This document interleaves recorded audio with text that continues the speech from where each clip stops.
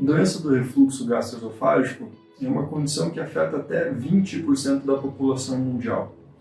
Uma doença onde a gente tem a prevalência dos sintomas de pirose e regurgitação.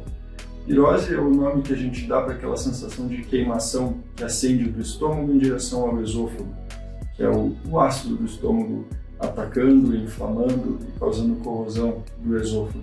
E regurgitação é aquela sensação do retorno à boca do conteúdo gástrico. Na verdade, quando a gente fala de refluxo gastroesofágico, isso é uma condição fisiológica. A grande maioria da população, quando exagera na alimentação, quando vai numa churrascaria, enfim, tem uma refeição grandiosa, vai ter essa sensação de refluxo.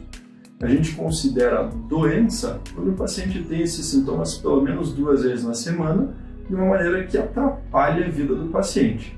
Esse é o paciente que tem doença e esse paciente sim merece tratamento. E quais são as consequências da doença do refluxo? Essa ascensão do ácido gástrico no esôfago pode trazer consequências sim. O mais comum é a inflamação do esôfago, causando esofagite, e a maioria das pessoas tem a sensação de queimação e isso atrapalha a vida das pessoas.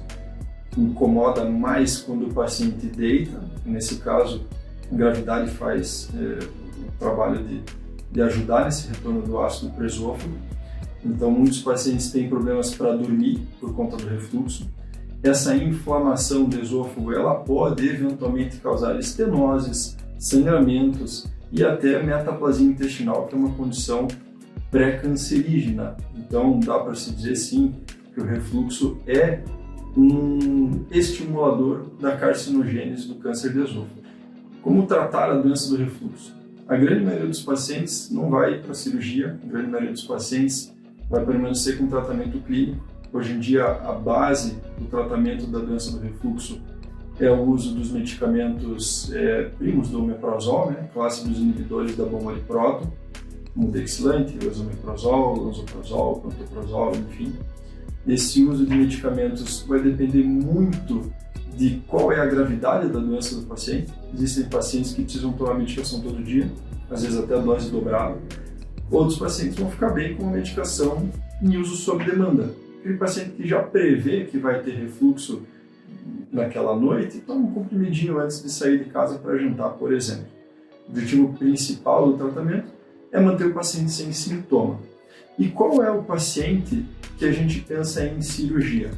É aquele paciente que ou não tem vontade de tomar o remédio pro resto da vida, por medo de efeitos colaterais, enfim, ou aquele paciente que mesmo com a medicação não fica bem. Casos de hérnia de hiato muito grande, pacientes que têm um refluxo de grande volume, esses pacientes são bons candidatos à cirurgia.